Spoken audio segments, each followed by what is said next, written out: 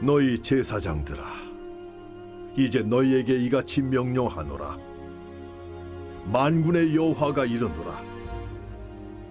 너희가 만일 듣지 아니하며 마음에 두지 아니하여 내 이름을 영화롭게 하지 아니하면 내가 너희에게 저주를 내려 너희의 복을 저주하리라. 내가 이미 저주하였나니 이는 너희가 그것을 마음에 두지 아니하였음이라. 보라, 내가 너희의 자손을 꾸짖을 것이요 똥 곧 너희 절기의 희생의 똥을 너희 얼굴에 바를 것이라. 너희가 그것과 함께 제하여 버림을 당하리라. 만군의 여호와가 이르노라. 내가 이 명령을 너희에게 내린 것은 레위와 세운 나의 언약이 항상 있게 하려 함인 줄을 너희가 알리라. 레위와 세운 나의 언약은 생명과 평강의 언약이라. 내가 이것을 그에게 준 것은 그로 경외하게 하려 함이라. 그가 나를 경외하고 내 이름을 두려워하였으며 그의 입에는 진리의 법이 있었고 그의 입술에는 불의함이 없었으며 그가 화평함과 정직함으로 나와 동행하며 많은 사람을 돌이켜 죄악에서 떠나게 하였느니라. 제사장의 입술은 지식을 지켜야 하겠고 사람들은 그의 입에서 율법을 구하게 되어야 할 것이니 제사장은 만군의 여호와의 사자가 됨이거늘 너희는 옳은 길에서 떠나 많은 사람을 율법에 거스르게 하는도다.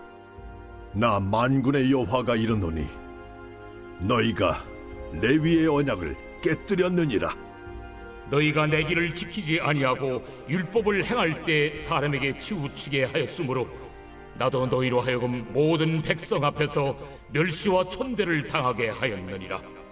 우리는 한 아버지를 가지지 아니하였느냐? 한 하나님께서 지으신 바가 아니냐?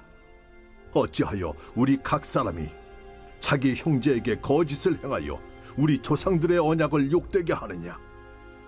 유다는 거짓을 행하였고 이스라엘과 예루살렘 중에서는 가증한 일을 행하였으며 유다는 여호와께서 사랑하시는 그 성결을 욕되게 하여 이방신의 딸과 결혼하였으니 이 일을 행하는 사람에게 속한 자는 깨는 자나 응답하는 자는 물론이요 만군의 여호와께 제사를 드리는 자도 여호와께서 야곱의 장막 가운데서 끊어버리시리라.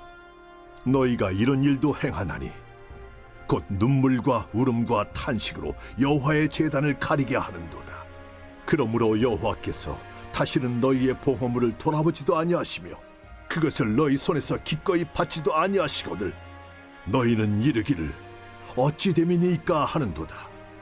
이는 너와 내가 어려서 맞이한 아내 사이에 여호와께서 증인이 되시기 때문이라.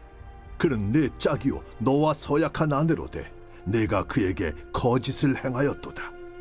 그에게는 영이 충만하였으나 오직 하나를 만들지 아니하셨느냐? 어찌하여 하나만 만드셨느냐? 이는 경건한 자손을 얻고자 하심이라. 그러므로 내 심령을 삼가 지켜 어려서 맞이한 아내에게 거짓을 행하지 말지니라. 이스라엘의 하나님 여호와가 이르노니 나는 이혼하는 것과 옷으로 학대를 가리는 자를 미워하노라. 만군의 여호와의 말이니라. 그러므로 너희 심령을 삼가 지켜 거짓을 행하지 말지니라.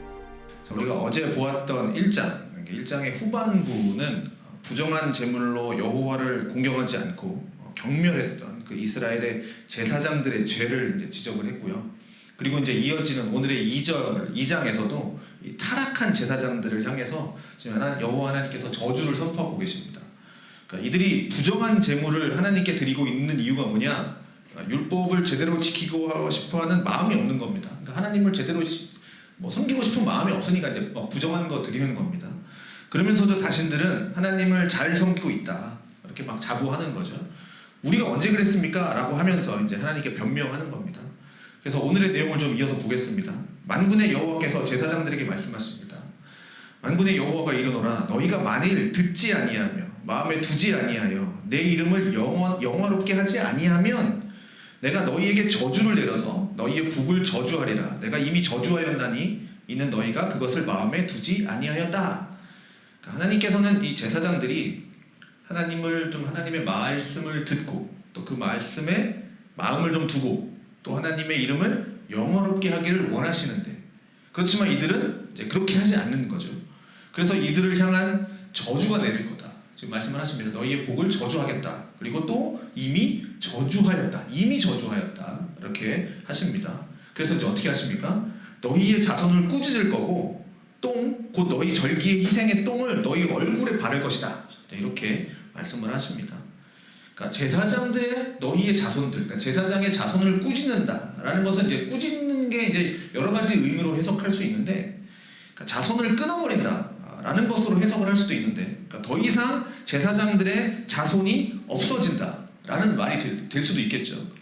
그러니까 제사장은 아론의 자손들로 이어지지 않습니까? 그런데 그 자손이 없게 된다라는 것은 더 이상 제사장의 직을 이어갈 사람들이 없다라는 말이 될 것이고, 그렇게 되면 더 이상 하나님께 예배, 그러니까 제사를 드릴 수가 없게 되겠죠. 그렇게 되면 이 이스라엘 백성들이 하나님의 택한 백성으로서의 고유한 정체성도 사라지겠죠. 그리고 뭐라고 얘기합니까? 똥, 곧 너희 절기의 희생의 똥을 너희 얼굴에 발라버릴 거다 라고 하는 것은, 희생 제물을 바칠 때 그 희생 제물에서 나오는 이제 배설물들 있지 않습니까? 그게 이제 더러운 것이죠. 그래서 진영 밖으로 가서 버려야 했습니다. 그 희생 제물에서 나오는 그 배설물들. 그런데 그 배설물들을 너희 얼굴에다가 발라버리겠다라고 하는 거예요. 그리고 그것과 함께 밖으로 버릴 거다라고 하는 것이니, 이 저주, 그러니까 여호와의 말씀을, 그러니까 여호와에게 온전한 제사를 드리지 않는 이 제사장들을 하나님께서 제사장들을 통해서 드려지는 이 거짓 제사를 얼마나 지금 하나님이 싫어하시고 이들의 마음속에 있는 여호와를 향한 경멸함에 대해서 얼마나 지금 하나님이 진노하고 계시는가 하는 것을 표현해주고 있는 겁니다. 자, 그러면서 이제 내가 이 명령을 내린 것은 레위와 세운 나의 언약이 항상 함께 있게 하려 함인 줄을 알 것이다 라고 말씀하십니다. 그러니까 이게 뭐냐면, 이 저주를 내리는 거, 뭐 자손을 끊어버리겠다, 똥을 발라버리겠다, 이런 것들이 제사장들을 완전히 파멸시키는 게 목적이 아니라 그들을 고치시고 회복시키시기 위해서 그 제사장들의 지파가 되는 그 레위와 세운 언약이 계속해서 이어지게 하려는 게 목적이다, 이제 라는 것을 이제 가르쳐 주는 겁니다. 자, 레위와 세운 언약은 생명과도 같은 언약이다 라고 5절에 말씀을 하고 있습니다. 그래서 하나님을 경외하게 하고, 다시 하나님을 경외하게 하고, 하나님의 이름을 다시 두려워하고, 또 그의 입에는 진리의 법이 있고 그 입술에는 불의함이 없고 그가 화평함과 정직함으로 동행하고 많은 사람들을 돌이켜서 죄악에서 떠나게 하려 하는 것, 이것이 이제 제사장들의 역할인 거죠. 제사장들은 율법을 가르치고 또 하나님과 죄로 인해서 멀어진 백성들을 하나님께로 이어주는 그 또 중재자의 역할을 하지 않습니까? 그렇게 함으로써 하나님과의 관계를 이 제사장들을 통해서 좀 회복시키고, 이 하나님과의 멀어진 이스라엘의 관계를 이 제사장을 통해서 회복되고, 죄인들이 하나님께로 다시 돌아오게 해야 하는 거죠. 그래서 7절에서 보는 것과 같이 제사장의 입술은 지식을 지켜야 하겠고 사람들은 그의 입에서 율법을 구하게 되어야 할 것이다. 왜냐하면 제사장은 만군의 여호와의 사자, 즉 여호와의 메신저가 되어야 하기 때문이다. 그렇지만 당시 제사장들은 이러한 역할을 제대로 하지 않았다라는 겁니다. 그래서 이들은 옳은 길에서 떠났고 또 많은 사람들까지도 율법을 제대로 지키지 못하도록 했습니다. 이 제사장들의 입술에서는 진리가 나오지 않았고 그들의 행실에서는 올바른 삶이 나오지 않으니, 이들을 보면서 신앙생활을 해나가는 다른 사람들까지도 이 제사장들로 인해서 잘못된 길로 가게 하는 거죠. 그렇기에 이들도 모든 백성 앞에서 멸시와 천대를 당하게 될 것이다. 이어서 10절 말씀을 보면, 우리는 한 아버지를 가지지 아니하였냐, 한 아버지께서 지으신 바가 아니냐, 어찌하여 우리 각 사람이 자기 형제에게 거짓을 행하며 우리 조상들의 언약을 욕되게 하느냐. 자, 이스라엘은 아브라함의 자손이죠. 그리고 아브라함의 자손인 이 야곱의 12지파의 자손들이 됩니다. 그러니 위로 올라가 보면 한 아버지를 둔 가족들이고, 또 거기로 더 위로 올라가면 이들을 누가 창조했습니까? 바로 하나님께서 창조했으니 하나님을 아버지라고 부르는 한 형제, 한 가족입니다. 그런데 이들이 지금 자기 형제에게 막 거짓을 행하고 우리 조상들의 언약을 깨뜨렸다고 하는데, 그 언약을 깨뜨리는 대표적인 죄가 바로 이방 여인과의 결혼인 겁니다. 그래서 11절, 12절에 보면 유다는 거짓을 행하였고 이스라엘과 예루살렘 중에는 가증한 일을 행하였으며 유다는 여호와께서 사랑하시는 그 성결을 욕되게 하여 이방의 신의 딸과 결혼하였으니 이 일을 행하는 사람에게 속한 자는 깨는 자나 응답하는 자는 물론이요 만군의 여호와께 제사를 드리는 자도 여호와께서 야곱의 장막 가운데에서 끊어버리시리라. 자, 지금 뭐라고 얘기합니까? 여호와께서 사랑하시는 그 성결을, 이게 이제 성소란 말도 되는데 그 성결을, 그 성소를 지금 욕되게 했다라는 겁니다. 이방신의 딸과 결혼을 합니다. 그러니까 이것이 왜 이토록 나쁜 거냐, 하나님이 왜 이렇게 싫어하느냐, 한 가족인데 하나님이 왜 그토록 이방인들과 결혼하지 말라고 금지를 하느냐, 그냥 이방인들을 말하지 않고 지금 뭐라고 얘기합니까? 이방신의 딸이라고 합니다. 그러니 이들의 부모는 누굽니까? 이 딸의 부모는 누구합니까? 이방신, 그러니까 우상이죠. 그래서 이 결혼을 통해서 들어오게 되는 것은 이방신을 섬기는 풍습이 들어오는 겁니다. 우상이 들어오는 거죠. 그렇게 되면 한 아버지를 모시고 살아갈 수가 없다라는 겁니다. 그렇게 되면 가정의 질서가 깨지게 되고 그리고는 결국 모두가 우상을 향해서 가게 되어 있다. 그렇기 때문에 이 일을 행하는 자는 야곱의 장막에서 내가 끊어버리겠다라고 하는 심판이 주어지는 겁니다. 근데 이뿐만이 아니죠. 13절에 보니까 너희가 이런 일도 행하나니 곧 눈물과 울음과 탄식으로 여호와의 제단을 가리게 하는도다. 자, 이 눈물과 울음과 탄식이 뭐냐면 버림받고 학대받는 여인들의 눈물과 울음과 탄식이에요. 버림받은 여인의 눈물과 울음과 탄식입니다. 이방 여인을 데리고 와서 막 결혼을 하니까 그 이전의 아내를 갖다 버리는 겁니다. 그러면서 또 남편에게 어려서 결혼했는데 그 남편에게 학대를 당하고 폭력을 받고 이런 일들이 지금 막 이 이스라엘 백성들 사이에서 일어나고 있다라는 거예요. 그래서 이런 것이 그 가정 속에서 막 일어나니까 그들의 눈물과 울음과 탄식으로 여호와의 제단을 가리게 된다라는 겁니다. 그러면서 뭐라고 얘기합니까? 여호와께서 다시는 너희의 봉헌물을 돌아보지도 아니하시며 그것을 너희 손에서 기꺼이 받지도 아니하겠다. 그래서 이렇게 가정이 깨어지고 그 가정 안에서 눈물과 탄식이 있으니까 이들이 드리는 제물을 내가 받지 않겠다. 하나님이 분명히 말씀하시는 겁니다. 그런데 여기에서 이스라엘 백성들의 태도가 나오는 겁니다. 말라기에서는 어제도 얘기했듯이 6가지의 우리가 언제 그랬습니까? 이게 하나님 앞에 좀 대드는 이게 나온다 그랬죠. 오늘이 이제 3번째입니다. 우리가 언제 그랬습니까? 이런 태도가 나오는 겁니다. 지금 하나님께서 너희의 봉헌물도 받지 않겠다라고 하니까 뭐라고 그럽니까?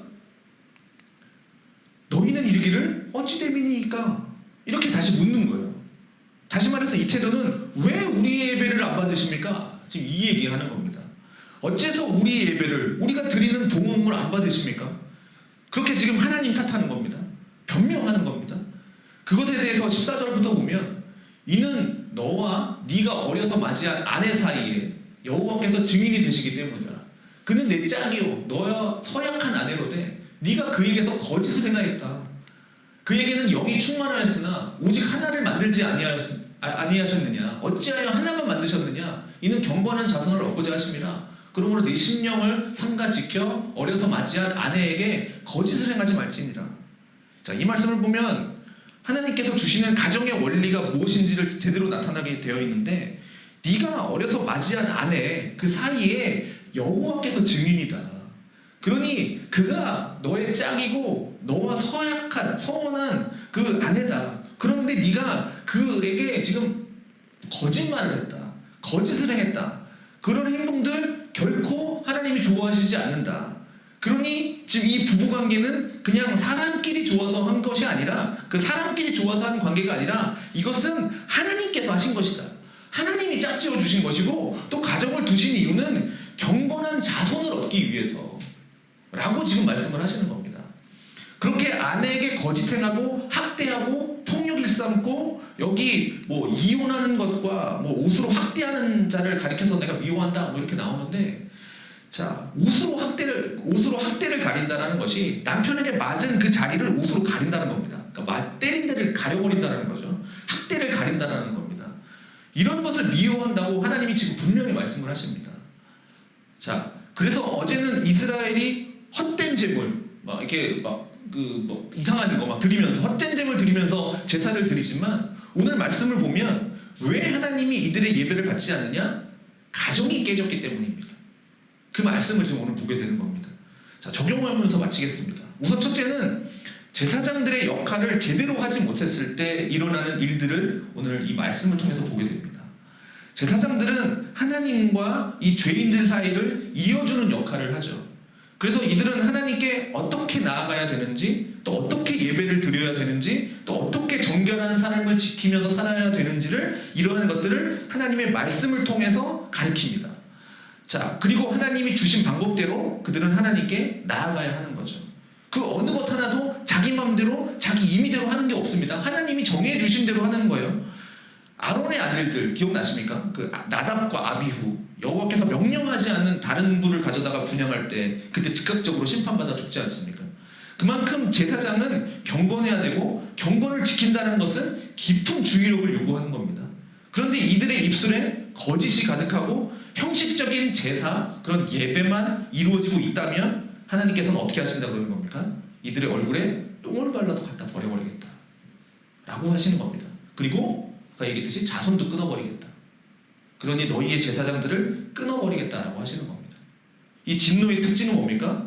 제사장 자체를 없애버리는 게 아니라 제사 자체를 없애버리는 겁니다.